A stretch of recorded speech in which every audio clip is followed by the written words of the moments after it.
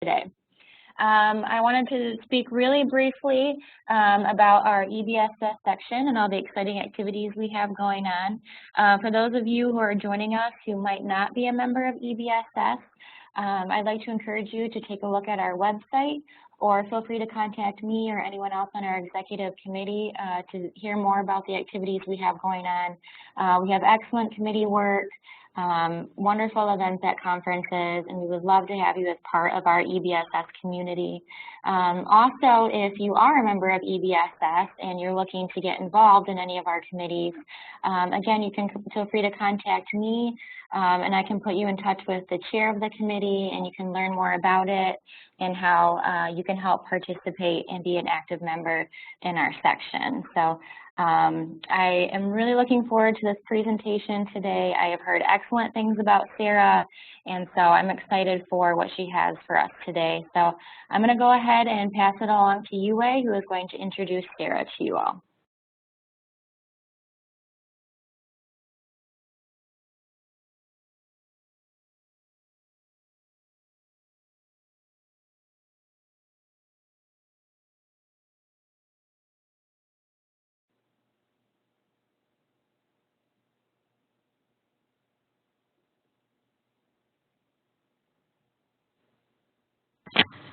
Our current topic discussion today is about open educational resources. I want to thank our EBSS member, Melanie Vasido, for sending us this idea when we sent out a call earlier this semester. Libraries around the country and the world are increasingly devoting time and resources to open education, but why? In what way are libraries part of this movement? And how does it serve our missions and services? Our presenter, Sarah Cohen, Managing Director of the Open Textbook Network, will describe the value the library's engagement in this space can offer to our institutions, our students, and our profession. And to outline possible ways forward for libraries, they are interested in committing their limited resources to this transformative effort. Sarah was formerly the Associate University Librarian at Cal Poly St. Louis Obispo. Sarah joined the Open Textbook Network to foster libraries' strategic role in advancing access, discovery, and engagement with open textbooks. Sarah is a two-time award winner of the Association of College and Research Libraries Excellence in Academic Libraries Award. So now please join us in welcoming our speaker. Thank you so much. It's a real pleasure to be here with you this morning, and I am especially happy to be with EBSS and talking with you about the potential for open education in libraries. So this morning, what I'm really going to focus on is a journey. And the journey is a bit about my own journey from the library space into the open education space, as well as the journey I see libraries going on as they continue to engage in open education. And so I'm going to use the Joseph Campbell's archetype for the journey. I will tell you that in this talk, the spoiler is that I am the hero of the hero's journey. But I think it also is an opportunity for all libraries to act as the hero. So I'd like to start where all journeys start, which is in the known space, what we know well. As Yue mentioned, my background is in libraries, in information literacy, teaching and learning and assessment, and also as an associate university librarian. And so when I was acting as an AUL at Cal Poly, I really was faced with a problem space that I think many of you are familiar with, and that is course reserves. I was working at Cal Poly, which is a public polytechnic institution in the California State University system. Cal Poly is obviously a STEM school and also is on the quarter system. And so One of the areas in my portfolio was access services, and that included course reserves, and we were dealing with a whole host of issues around course reserves. Primarily, we were finding lines out the door for course reserves because our students were looking for textbooks, but our faculty were meeting that need by providing numerous copies of the book. For students, that was not enough copies, and for the library, that was too many copies. And so we were dealing with horrible traffic patterns at our circulation desk, which was where course reserves were accessed. And we also had, at the same time, librarians and the library investing in relationships with faculty, with course reserves being a gateway. So this is a familiar problem to many of us in libraries, but for us at Cal Poly, you know, we really were looking at it, and yes, did we solve the problem? We did. We looked at what our policies were around course reserves, what processes we had, how we communicated to our students and to our faculty, and how we could make improvements to all of those areas, as well as some changes to our facility, and have communication and feedback with our students and faculty. So operationally, we did solve this problem. But at that time, I really started thinking about why. Why were our students in this really long line? Why did I have students out the door? Why were they not having their own copies of the textbook? And for many of you, that might be an old question, but for me in my role, it was rather new. Around that same time, my dean said to me, there's an open education conference in Vancouver, British Columbia, and you should go. Now, at first, all I really heard out of that was there's a conference in Vancouver, British Columbia, and you should go. And I was really excited. I love conferences, and I had never been to British Columbia. I was really excited about it. Once my excitement subsided, I then realized that she had said something about open education. And when I heard those two words put together, I really did not know what that was. I had no idea what open and education meant. And so, like a good librarian, I looked it up. And I ended up finding the Hewlett definition, the Hewlett Foundation's definition of OER. The Hewlett Foundation is one of the primary funders of OER initiatives around the world. And so their definition really is what is used across the open education space. And so that's how I entered, you know, this conference. That's how I went to the Open Education Conference in 2012. I was one of the only librarians in the room at this conference. I met Quill West for the first time, who's a librarian at Pierce College in Washington, and also a leader in open education. If you don't follow her at all, you really should. But I walked into that conference listening to a variety of speakers and keynotes and meeting people, and that is where I met Dave Ernst. Dave Ernst is the executive director of the Center for Open Education and the Open Textbook Network, and he was the founder of what at the time was called the Open Academics Catalog. When I met Dave, he was talking about this wealth of resources called open textbooks, and he was trying to deal with what the primary challenges were in open textbooks, which were around discovery and quality. And so at the end of the conference, or at the end of his talk, I went up to him and I said to him, you know, you really need libraries. You know, when you want to talk about discovery and evaluating content, that is what we do. And I said to him, you need MARC records. And he looked at me and he said, who's MARC? Because Dave is not a librarian. And so when I met Dave, he introduced me to a whole host of things that I was not aware of that started to shed light on the issues that my students had been facing at Cal Poly. Some of the things he introduced me to were the changes in higher education funding in the United States. The blue line that you see in this graph is state funding to public higher education, and the gray line is tuition revenue for higher education funding. And what you can see here is really that there has been a significant change from the late 80s to today, where families and students are being asked to provide more, to fund more of their education.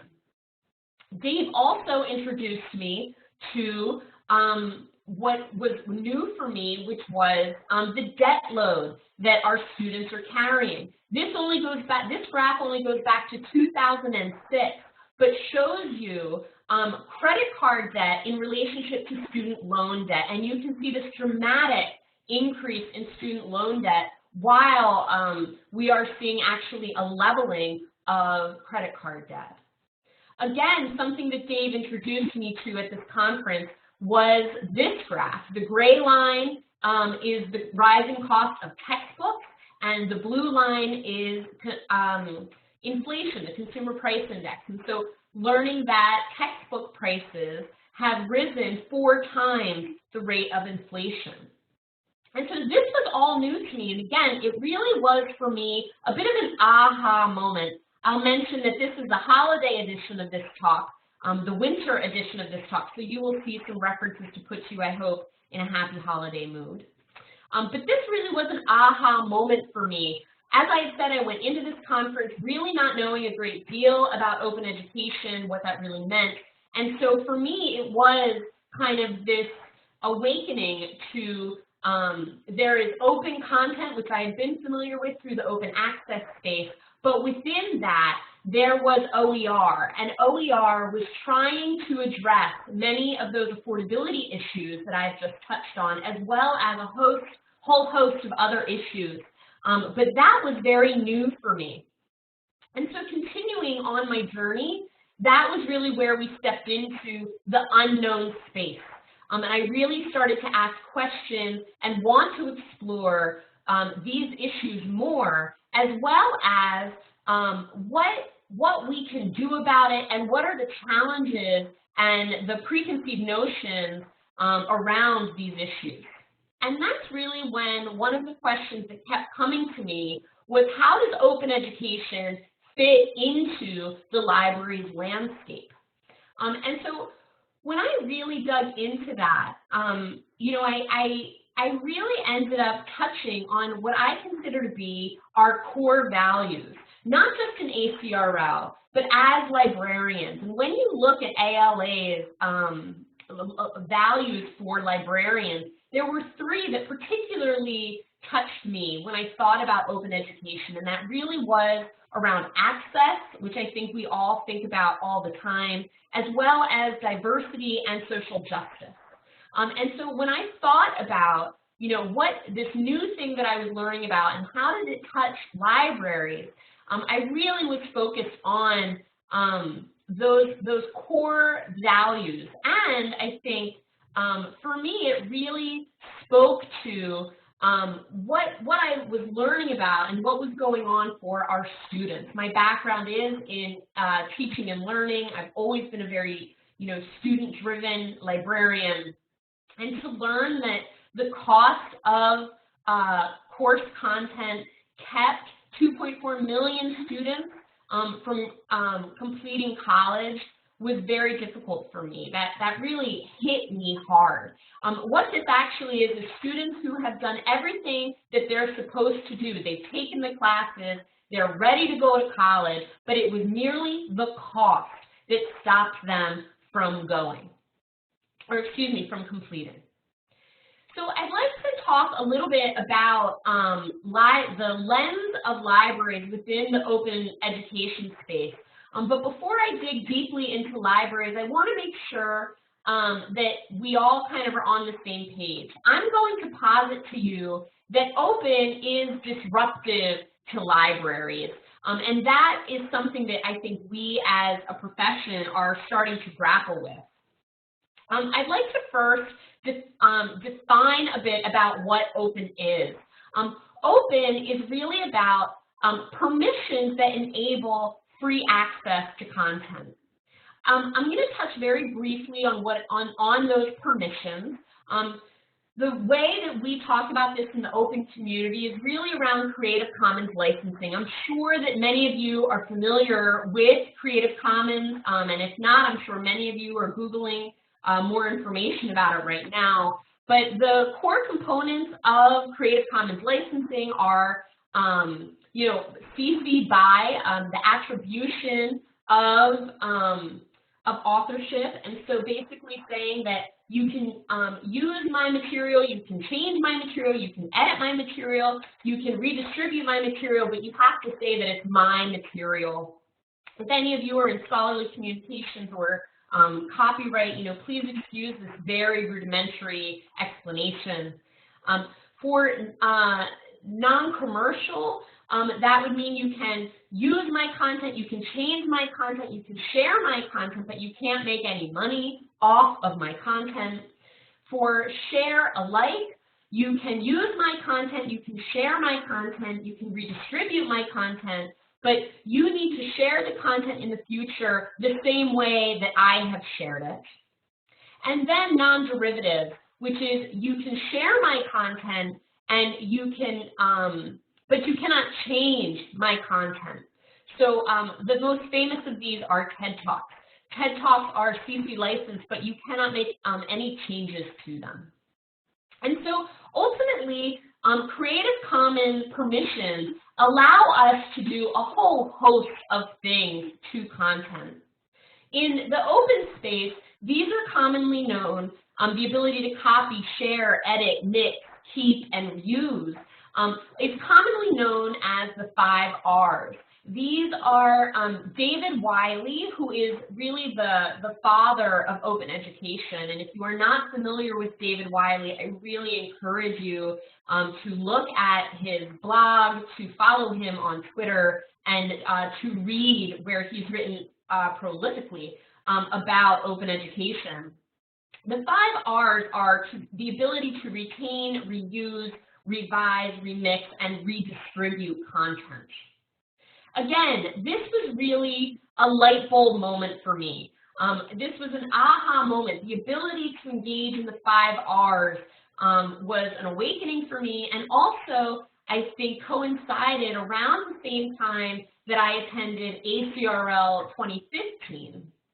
At ACRL 2015, I heard Heather Joseph, who's the executive director at Spark. She gave a talk at ACRL, and she said that people assume that they can turn to libraries to understand Creative Commons licenses. And I really thought to myself, oh my gosh, if a faculty member comes up to me to talk about that, I'm not ready for that. I don't feel comfortable talking to a faculty member about that. And so that was, for me, again, really a wake-up call to trying to learn more about what were these permissions, what was open, what did it mean, and what was the impact on my students and faculty, and how can I work within my institution to prepare myself and to prepare others to be able to answer that question that Heather asked. The other piece of open is the free piece. That open, because of our permissions, allows us free access to content. That we would be able to, while you could have non-commercial indicates that you can't make money off of that content, but in large part, we're able to access content for free. This was also a tough moment for me, and this is where I think we also get into a hard look in the mirror in libraries. This is a chart from David Wiley, where he points out that while library resources might appear free to our students and our faculty members, they are certainly not free to our institutions. They are available to our students, but they are not free. And so this chart really shows us, what commercial textbooks cost for our students, that they're expensive, and the permissions that we have are very restrictive. We have full copyright on those materials. Library resources, while they appear free to our students and our faculty, we all know they are not free, that we can not necessarily afford that content even. And even when we do, they still have restrictive permissions on the content within many of those resources, the bulk of those resources.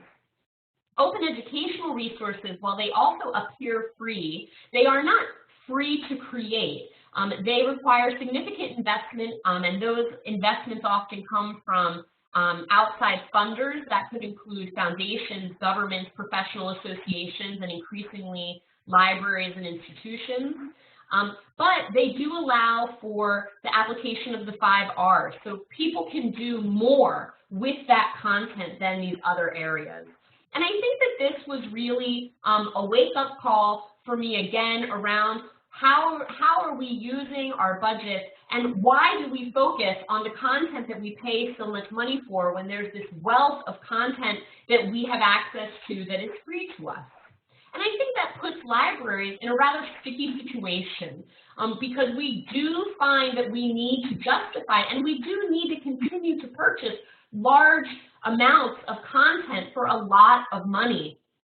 I'm not saying that libraries should completely stop using that type of content. However, I'm saying that there is additional content that libraries could be promoting and becoming more familiar with and participating in the creation, curation, and discovery of, and that was a real wake-up call for me.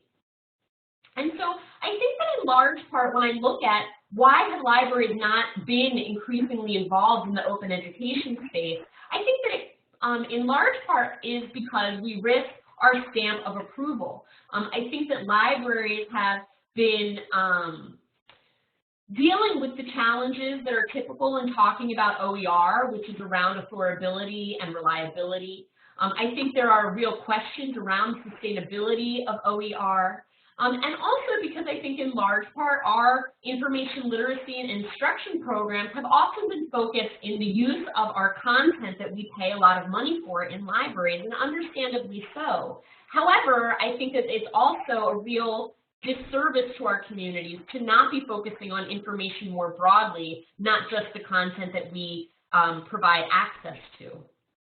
We also have typically been focused on research materials rather than course content, and that is a new space for libraries to occupy.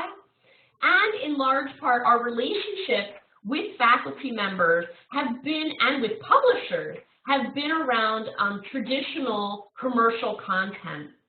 We also, in large part, have been measuring ourselves against the types of materials that we provide access to, that we own or that we license, and you can't really use those same metrics when you're talking about OER. And so this really was, for me, again, in this concept of the hero's journey, there were challenges, there were real things that I was faced with, and in trying to reconcile and learn more about this open education space, and I really felt like I had hit this kind of wall with it. And I think that's why this hero's journey model really appealed to me, because this did mimic my own experience. And that's really where we have the opportunity now to think about what are the ways, how can we come out of that kind of wall? How can we step back or come around or come over it, come through it? And that was really about what does open fit into within the library space. We do so many things for our campuses and for our students and our faculty, for our researchers. How does open fit into that? I will tell you that in the time I've been working on this, I find that open fits in to so many areas within librarianship that it's shocking that we haven't engaged in this area even sooner. I think that in all of these areas, there are tremendous opportunities to engage in open, whether that be in open education, but also in open data, open science, to really be exploring a whole host of content areas that are relatively new for libraries. But again, I'm going to focus on open education here. And I would say that it really offers us an incredible opportunity to leverage our expertise. As I get to know the open education space more, I'm always surprised that there's not more emphasis on discovery, on organizing and accessing information. And again, if you remember when I first met Dave and I said to him, you need MARC records, he laughed, and this continues to be a bit of an inside joke for us. But it's true in that we really are focusing on how can we make materials in the open education space, how can we surface them in our libraries. That has been a focus at the Open Textbook Library now, where we have tried to provide more access to our materials by providing MARC records for anyone, any library, to be able to add to their discovery layer. And so if you go to the Open Textbook Library at open.umn.edu/open-textbooks, you can click on our textbooks and discovery, and you can find our MARC records to download into your own discovery layer at your institution. And so that's an example also of an institution that really contributed to this space. These MARC records were created by the Open Textbook Network member at Colorado State University. They were very generous in creating these records for us and maintaining them with us. And so that's an example of a library, again, really leveraging their expertise, leveraging their resources to support open education across the entire library and open community. We also have the opportunity to leverage our success and our efforts in open access. Open access is surely not a new area in libraries, and we have such tremendous traction in open access. I'm sure that you would all agree with me that there's more work to be done here. However, I think that we have the opportunity to engage with faculty that are already curious and participating in open access, and asking them to not only think about it in terms of their research, but also to think about how open can engage in their classrooms, and really in another part of their responsibilities and their interests. Libraries also have the incredible role of acting as a trusted resource and bridge to faculty members. And in that way, I think that libraries have such tremendous opportunity to really help faculty learn more about the resources that are available to them through open textbooks and open educational resources, and to think more about how faculty members can engage with this content in meaningful ways, especially with their students. I'm a huge believer in libraries' role in collaboration with faculty, and I think that libraries have always shown and increasingly show such a deep interest in pedagogy. It's one of the things that makes me most proud to be a librarian is our culture of creativity and innovation. And I think helping faculty realize the potential of the 5 R's in their classrooms with their students in their assignments really offers the library valuable relationships and valuable experiences that will stimulate many other partnerships with faculty and also other partners on your campus. Libraries also have an expertise in surfacing the information habits of our users, particularly our students. And so thinking about how our students are using content, in what ways can we support their access to course content and their ability to succeed in their academic endeavor beyond research, but also in just their fundamental access of information for courses is huge. And I think we have a role to play there. I think we also have a real opportunity to integrate open education into current and new instruction within libraries. I think that the focus within ACRL on information literacy and the transition to threshold concepts offers us wonderful opportunities to talk about some of the most important aspects of threshold concepts, such as the format as a process. Open educational resources, one of the beauties of them is their ability to be remixed, to be edited, and how does that change? How does that engage with our ability to learn about information, and I couldn't imagine a better activity to talk about authority as constructed and contextual. It also gives us an opportunity, and I think this is an area where our students are very savvy and very aware of information as commodity. The materials that they access for their courses, believe me, students are very aware of how much their course content costs them, and I think you would find them to be very eager allies in working with you and talking with you about that, both in teaching but also in outreach and engagement on your campuses. I think Open also offers assessment opportunities for us to be able to look at artifacts of student learning and achievement in the threshold concept, and also to help faculty members realize those assessment and classroom activities, those opportunities as well. Open education offers us tremendous potential in building connections to a variety of initiatives across librarianship already. ACRL's strategic direction for libraries, the focus of the value of the library on student learning and active participation in the research and scholarly environment. Open education really does offer us the opportunity to do that in a meaningful way across the core mission of our institution, which really is the education of our students. I was delighted to see the intersections in scholarly communication and information literacy work that's been going on. And I think that there are tremendous, as I've touched on, opportunities to collaborate across Scholarcom and information literacy using open education. And I think this is an opportunity. What we find is that faculty members who engage in open education are willing to take that next step to talk about OA or open data, the knowledge commons, open science. I think this gives them a toehold, something very tangible to work on and to use where they see the immediate impact in working with their students.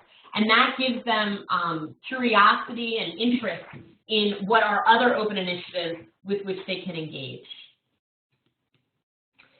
I will say that while there has been a lot of progress in the open education space in the last, in the last 12 years, 14 years, there is still so much work to be done in open education. And these are just a couple of examples where libraries, again, have so much to offer to this space. And I think we, as a profession, need to ask ourselves really good questions about how we can participate in this area and who we can partner with to do that work. While I think that open is disruptive to libraries, I also would argue that libraries are no strangers to change. I think we have been incredibly resilient and flexible and creative in how we have responded to challenges in the past, and I would encourage all of us to think about not so much why should the library participate in this space, but how we can contribute to the open education space. And so that's really where I think I come out of this journey, is really bringing myself, bringing libraries, bringing the many libraries that we work with at the Open Textbook Network back to kind of the known world that we live in. And that really is around, these areas I've touched on, but also really thinking about returning us to working with our faculty in meaningful ways and helping faculty return to their role as content creators and experts, not only in terms of research output, but in terms of course content as well. I think open education offers us a tremendous opportunity to return to our deep values as librarians. And I think with it comes a real gift. And that is not only an opportunity to provide continued value, not only in our institutions, but to our students, but I would also argue it's a very exciting, wonderful, and engaged community in the open education community. These are a group of people that are coming from all across the higher education landscape, from educational technology, instructional design, faculty. There's so many different ways that the open education community is taking shape, and I think it's a real gift for us to find those kinds of partners to work with. So I think one of the questions people ask me is then, well, what does that mean? How do I engage in this space on the ground level? And for many institutions, they find that the Open Textbook Network is a way in which they can do that. We are an alliance of institutions that are committed to access, affordability, and student academic success through the use of open textbooks specifically. We work with campuses all across the country, both individual institutions as well as consortial and system members. And so I'd like to just touch briefly that we focus specifically on a subset of open education. We really focus on open textbooks. And the reason for that is because we do know that textbooks hit a real pain point for our students, and that is a real textbook costs are notably a reason that students point out that it is an impediment to their student academic success. We also know that faculty members understand what a textbook is, and they know what to do with it, which means that we have fewer barriers. If you walk into a room and say to a faculty member, I'd like to talk to you about your textbook, they know what you mean. If you walk into a room and say, I'd like to talk to you about digital learning objects, faculty members might not know quite what you mean. And we know that faculty members can use textbooks right from the get-go to drive course content, and that's something that I think faculty are more willing to experiment with as perhaps a way forward in starting their own journeys in open education. So what are your steps at your own institution? One of the things that I would say to you is that we really do need you. We need you and your colleagues, your institutions, whether at your institution or other institutions. We need you in the open education community to talk with faculty, to think about how you can raise open education on your campuses and in what ways would be meaningful at your institution. These are a couple of examples from across the Open Textbook Network. We do find that some of the ways that our institutions start work in this area are low risk and low touch. So that could be sending some emails about open educational resources, sending out the Open Textbook Library to faculty members. It could be help reaching specific faculty members on your campuses. And especially that's important in building relationships with your liaisons at your institution to make sure that they are aware of OER and what the options are in their disciplines and subject areas. For many institutions, they find real partnerships and alliances with student governments. Again, this is such an important issue for our students. It immediately impacts them. And so we find that student governments can often be surprising partners and also have money often to support your open education initiatives. Many of you have probably already created LibGuides to help faculty to curate open educational resources. And I think that that's a wonderful step to take. But I would encourage you to do more than just create LibGuides. I'm not saying that that's not an important step. I am saying, though, that open educational resources, we find that engagement with the content, really trying to support that is going to be vital to your success in building momentum on your campuses for OER.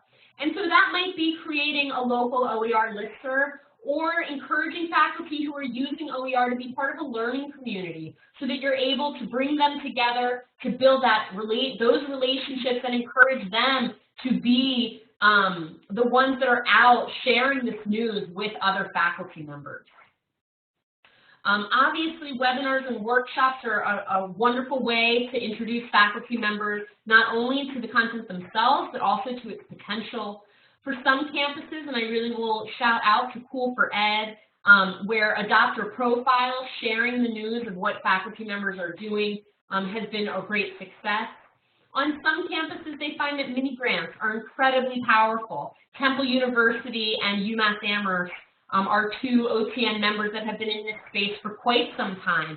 And so they have realized that that works well on their campuses, and many people have adopted that model.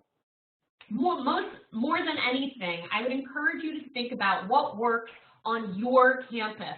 How can you build relationships and start to explore open education at your individual institution? because every institution is different. And while there are best practices, I think that it's important to think about what can you do? What are the steps that you can take? What are the partnerships that you can build? And encourage you to really think about partnerships. This is a new space, and I would encourage you not to try to go it alone, but to use it as an opportunity to meet and work with new people at your institution. And that especially includes your bookstores. I'd like to close by saying that while we might say, there's many reasons to engage in open education, and affordability is among one of the highest reasons, the most compelling reasons, this reason for me really resonates.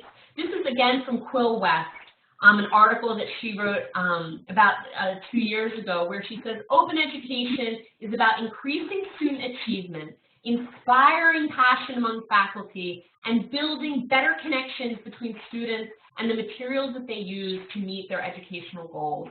And I just can't think of a better reason for libraries to connect to this content area and for us to use our expertise to help meet these goals.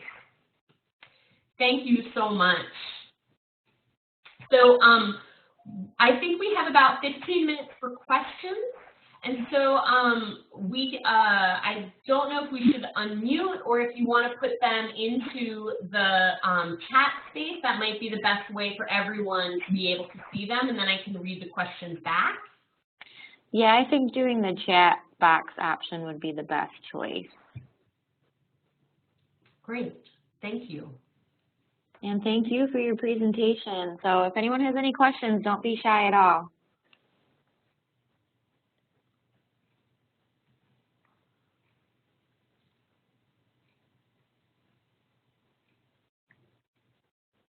I'll just say while I'm waiting for typing, oh, excellent, thank you, Leslie. I just want to say that, I often am asked by campuses, they say to me, we're so late to this. And I want you to know that that's just not true. You are not late to this. This is a new area for libraries. And so I want to encourage you that if you do have questions, and even if you're a bit like, oh, this might seem like a silly question, I really don't think there are silly questions. This is a new area, and we want to make sure that libraries are able to engage in it and learn about it in a meaningful way. So please don't be shy or think that your question is silly or too simple. There's really no such thing.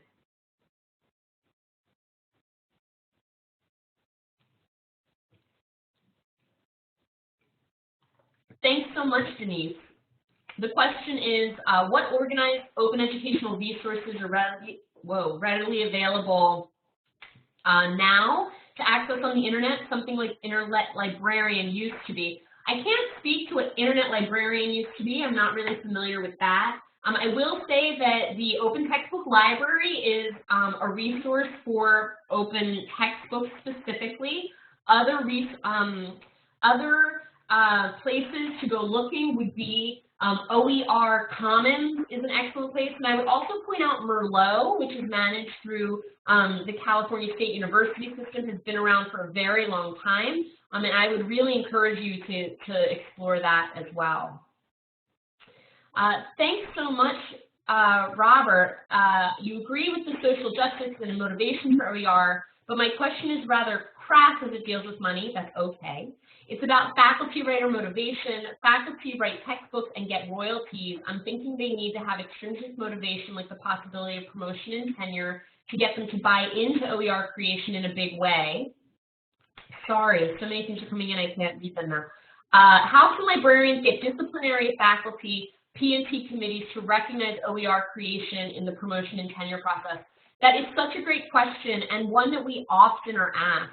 I would say that I think the first question is to really make sure that you know and are aware of what the process is at your institution. The other I would say is I think that's a reason many institutions use the mini-grant system, because faculty members are allowed to talk about grants as part of their promotion and tenure files. And so that's why a lot of institutions go down that road.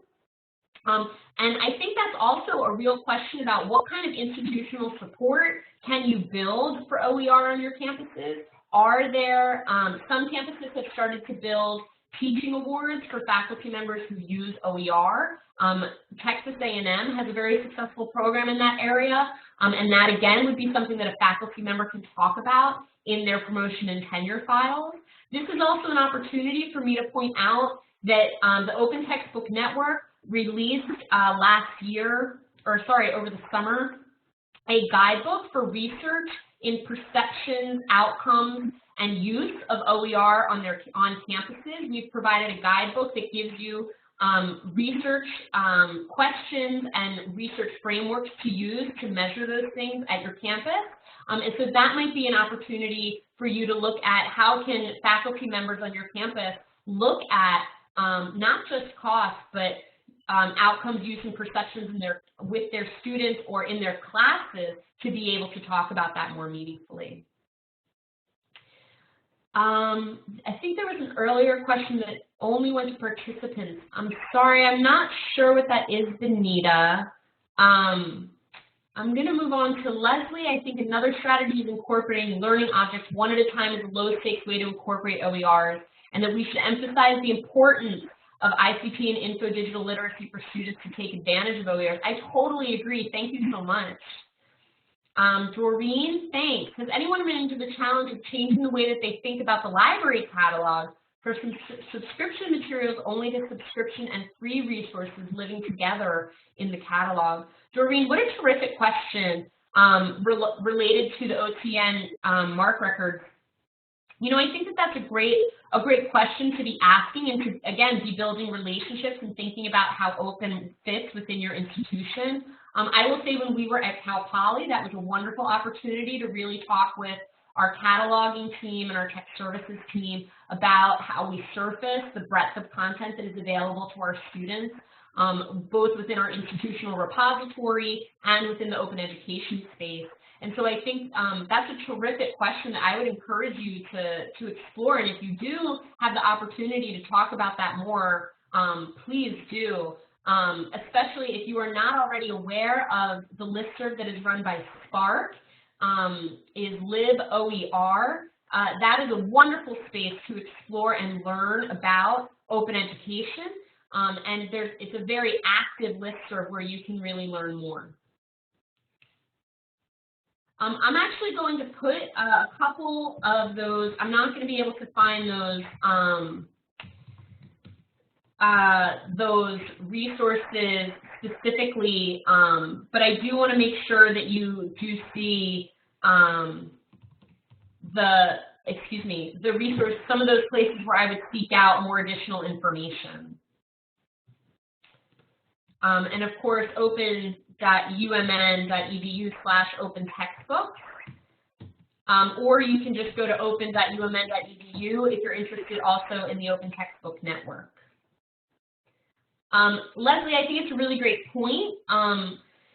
Your question or your statement that libraries can be weary about digital literacy beyond locating and evaluating information. I'll just say from my previous life in information literacy, I agree with you. I think that that's a real challenge in librarianship, and I think it's a good question about why are we wary of that, and why do we as librarians feel that we should be emphasizing content that we're paying money for over all content, I think is a real question in our profession to be asking. I understand that we have to, encourage people to use our content to show its value, especially from a budgetary standpoint, but I think that I personally, my personal view, I think we do a disservice by not helping our students think beyond just the materials that our libraries provide. That's my personal opinion, though, not the opinion of the Open Textbook Network. Sarah, did you see Robert's question? I'm sorry. Robert has restated his, so I think I've touched on that. Robert, if you would like me to say more, I'm happy to. We have just a few more minutes, but I want to make sure that anyone who has questions can feel free to ask them. Or if I didn't adequately address something already, please feel free to let me know. Oh, thanks very much, Robert. That's nice. Thank you.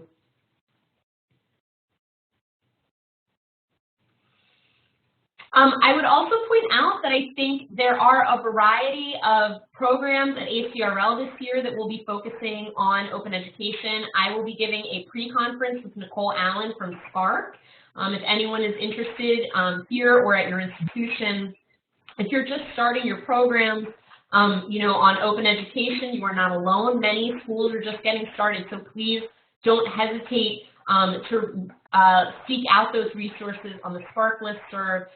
Feel free to follow Open Education or OER on Twitter. And if you really want to learn more about the student's perspective, textbook broke is a very popular hashtag as well. So I'm just going to add some of those Twitter hashtags as well. If you're on Twitter and following OER, Open Textbooks, and Textbook Broke are really popular hashtags to be able to learn more.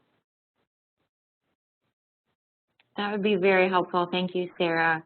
Yeah. And I did want to say, if there's anyone who has any last questions, we were really hoping that this would be just another start to this larger conversation. I like that you mentioned how some libraries feel that they're behind on it, but you know, this is not really the case. This is very new, and libraries do move slowly whenever it comes to big changes like these. And so I'm really looking forward to the ACRL presentations on this as well, and I think that this could be a really great start to our EBSS listserv discussion on this very, very important topic in library.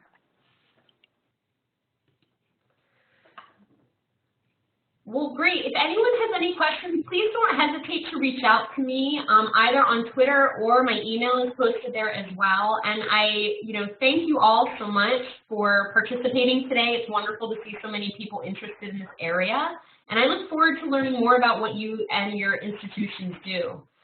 Doreen, yes, I will be posting, sharing my slides both on Twitter, SlideShare, and I will also share them with Jill and Uhoy so that we can share them with you. That would be excellent. Also, we are going to send out a recording of this presentation. So if you want to watch it again, or if anyone missed it, we'll send that out maybe tomorrow or Monday, possibly. Great. Any articles out there about the disruptiveness of OER in libraries? Robert, no, but that might be a fun one to write together. I think it's a great question. No, thank you.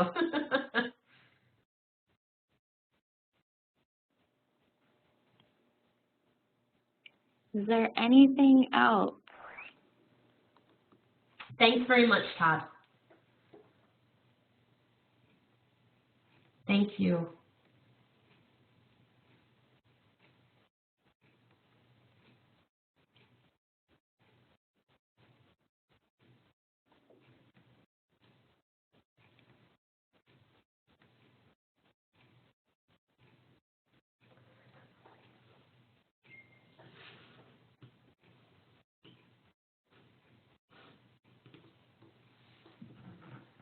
All right, well, I want to thank everyone again for attending, and thank you so much, Sarah, for this information, and also for all the links and the Twitter followers and all that good information. So like I said, I hope we can continue this conversation in the future.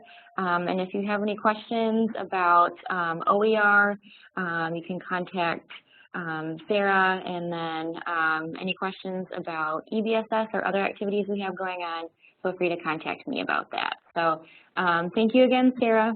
Thank you. Happy holidays to you all. Thanks very much. Happy holidays to you as well. Bye-bye. Thank you.